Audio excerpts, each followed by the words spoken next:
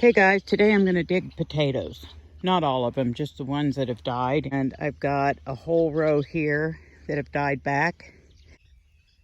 Here's my harvest from one row. And 3 eggs. Anyway, I went ahead and rinsed the mud off of these. These I'm going to dehydrate. These are big potatoes, so I'm going to let these sit out here and dry for just a bit. As I brought the potatoes in, and I've washed them well. I want to show you something that we have a problem with around here. This was a pretty good sized potato, but see how that's eaten out like that? The wild turkeys come in and feast upon my garden. Now, one thing that you can do to peel these young potatoes like this, because the skins are going to be, practically nothing, is you can use a toilet bowl brush on a drill. And I did a video way back on how we did that.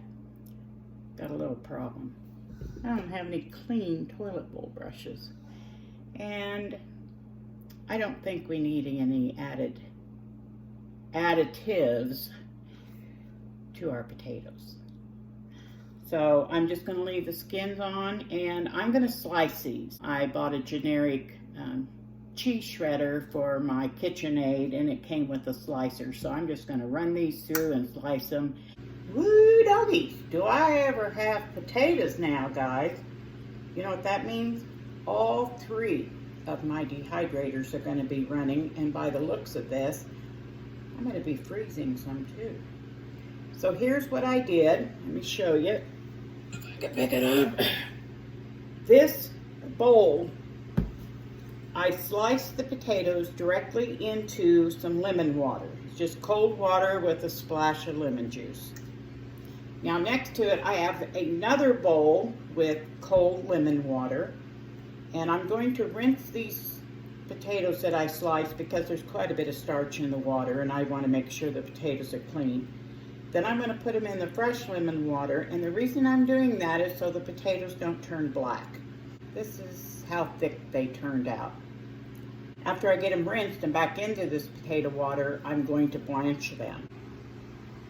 Okay guys, while I've got 2 big stock pots of water that I'm going to bring to a boil so I can blanch the potatoes, in the meantime I'm getting my dehydrators ready.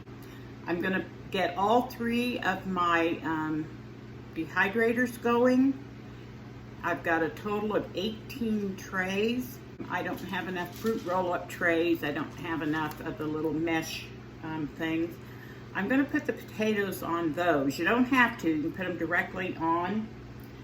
But I'm not sure if they're too thin. I'm going to leave 1 tray without some kind of a covering, just in case my potato slices are too thin, because I don't want them all sticking.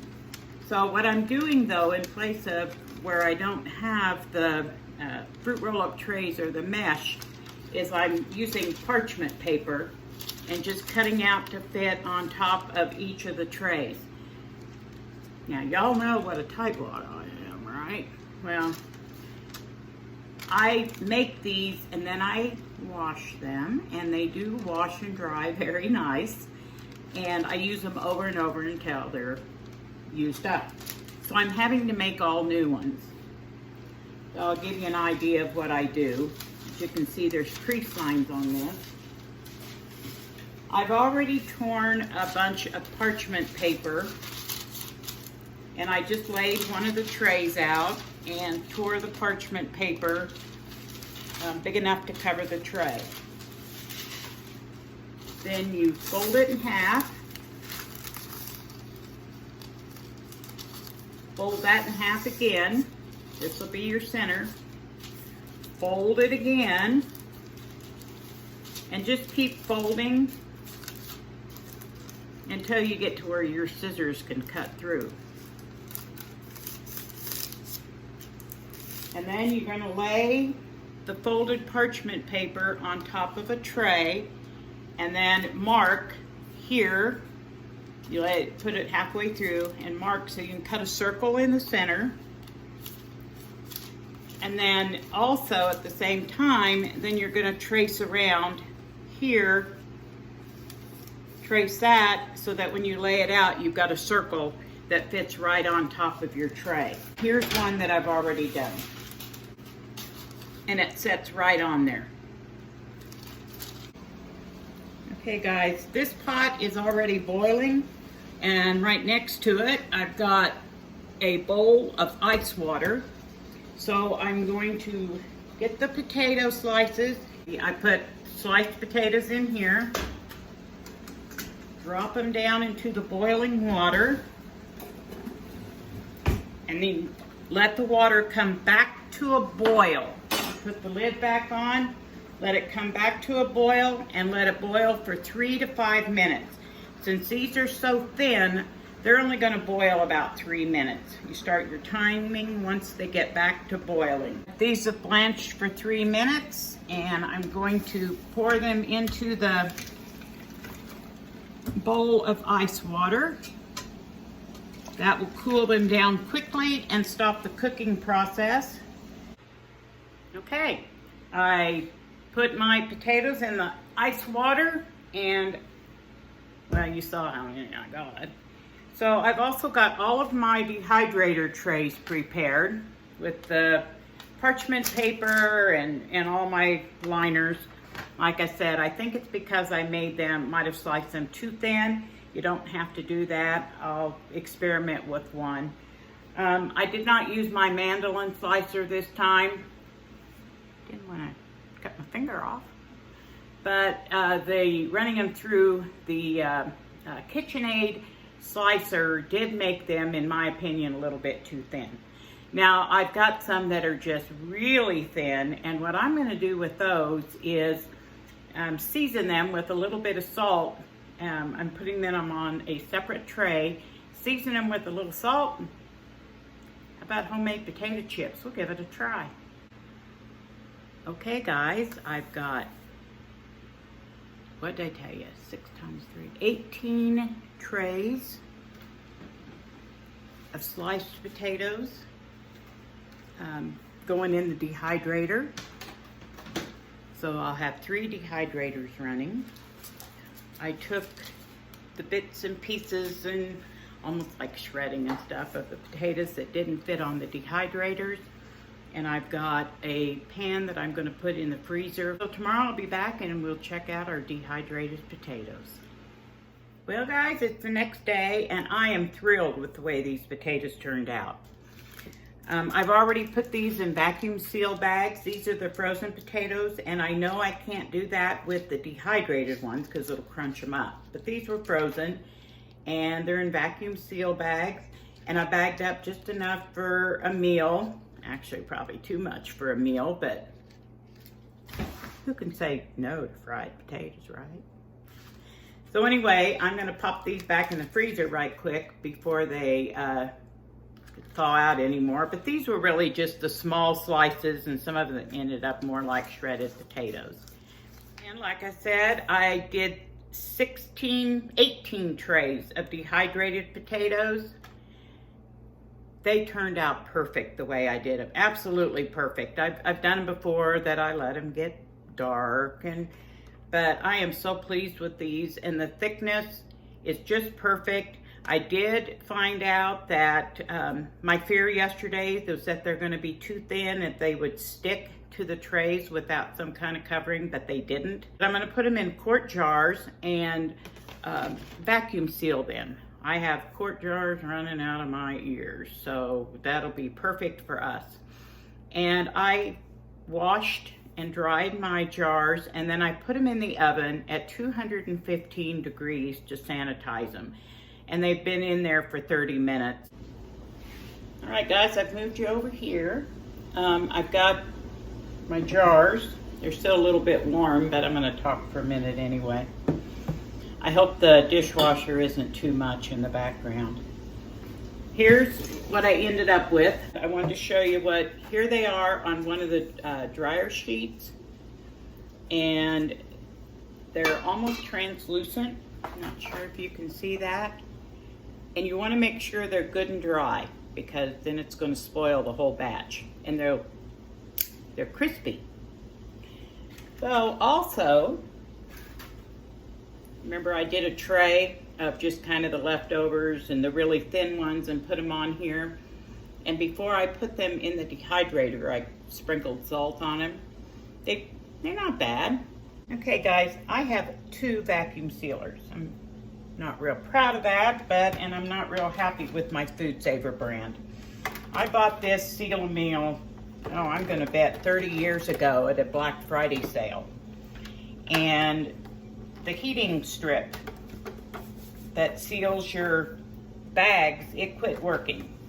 So I talked to a few people and they encouraged me to get a Food Saver, and I watched a lot of videos.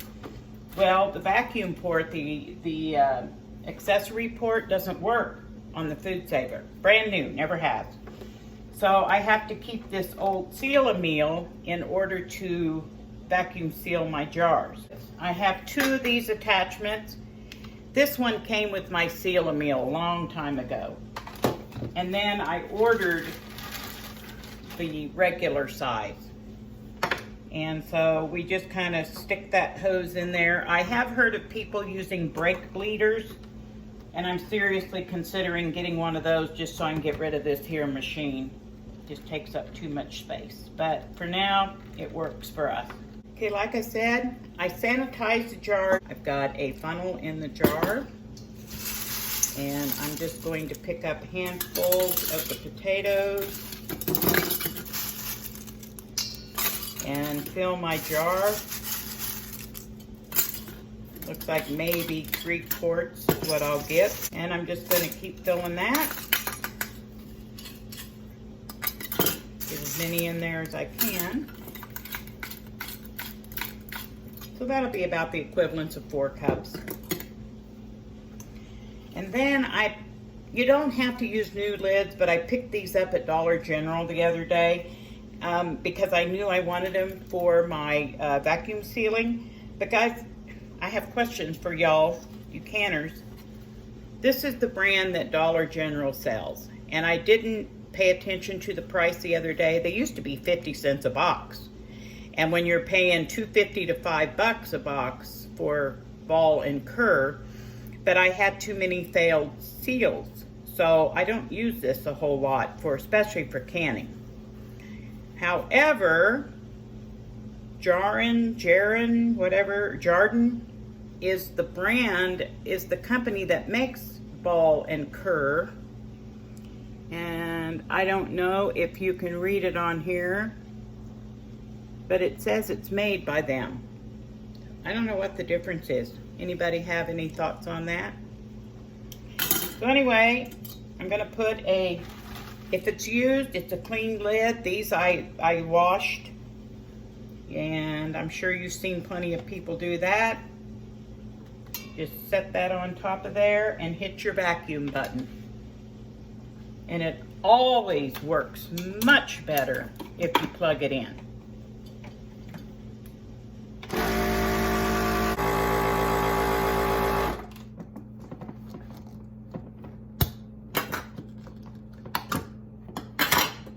And voila. So I've got a vacuum sealed jar. Now I am going to keep the rings on here just in case the seal does happen to break. And besides that, I've got hundreds of rings. So I ended up, out of all those potatoes that you saw me do, I ended up with 3 quarts of dehydrated potato slices. So these are going to be great for, rehydrate them, make hash browns, scallop potatoes, soups, whatever. Y'all know how much I love all my dehydrated foods. So let me get these other ones sealed up, and we'll come back and talk about this. All right, guys, I've got them sealed. Like I said, I went ahead and put the rings on just in case. And I've labeled them, and it's in July of 20. I'll store these in my pantry because my pantry is cool and dark and it's in my basement. And I don't see any reason why these won't last several years. Now, not 30 years probably, but 4 or 5 years. I have opened other dehydrated foods that I've done several years ago, and they were fine as long as you keep them, you store them safe, and you keep moisture out. So, okay guys, thanks. And we'll see what other's going on in the garden.